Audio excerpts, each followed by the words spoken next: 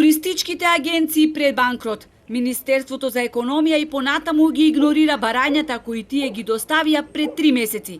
Државата им замачка очи, доделувајќи им субвенции за исплата на минимална плата и тоа само за месеците април, мај и јуни, оставајќи ги сред сезона сами да се снаоѓаат. Без кршен денар, агенциите сега ќе бидат принудени да затворат, оставајќи ги без работа вработените на кои не се во можност да им исплатат плати.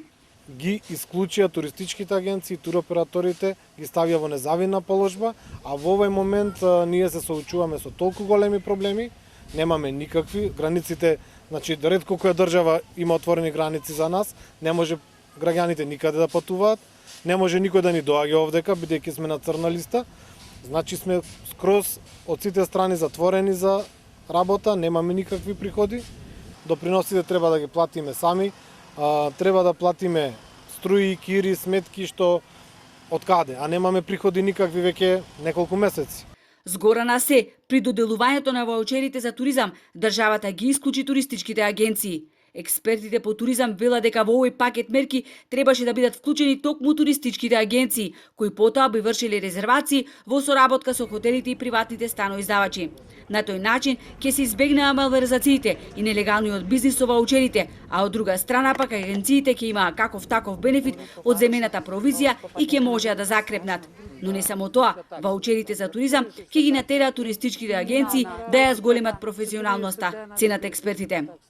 Тоа туристичките агенции ќе ги натера да почнат попрофесионално да се однесуваат во врска со потпишувањето на договори за давање и користење на услуги. Многу малку туристичките агенции кај нас вклучуваат договори за алотман, например, за побарана и добиена резервација или за закуп.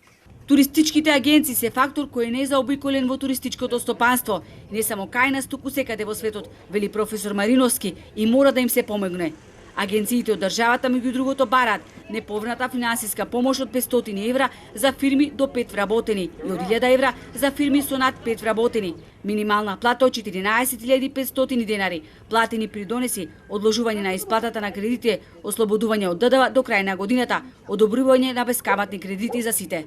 Државата да не ја сече гранката на која што седи, порачуваат од туристичките агенции, бидејќи туризмот е стопанска гранка со голема годишна даночна стапка и придонесува многу во државниот буџет.